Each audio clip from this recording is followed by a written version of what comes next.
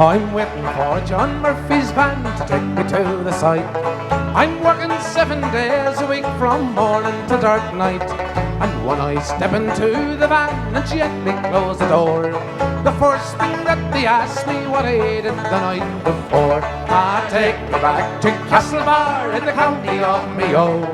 It's the only place in Ireland I'm longing for to go, where the weekly with a friendly smile and the big time of day.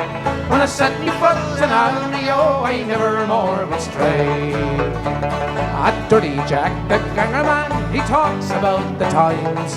Himself and old John Murphy worked deep down in the mines. He says he meets them often at the Dorchester Hotel.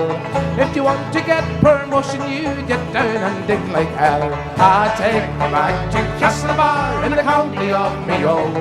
It's the only place in Ireland I'm longing for to go, where the Vicky with a friendly smile and the big time of day. When I set me foot in Armeo, I never more will stray. A local lad from Pakistan, no higher than a duck. Quack, quack. He sells his wares upon the side that fill up the back of a truck. He said he is a carpenter, and that might well be true, but I never seen him working, for he's always in the loo. I take me back to Castlebar in the county of Mayo. It's the only place in Ireland I'm longing for to go, where the Vicky with a friendly smile and the big time of day. When I set me foot in Almeo, I never more would stray.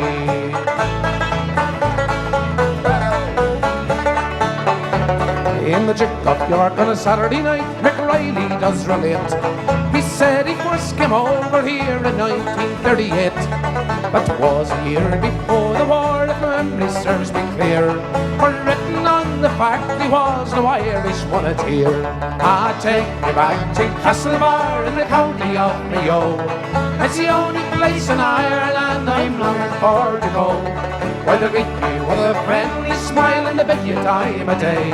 When I set me foot in Almeo, I never more would stray.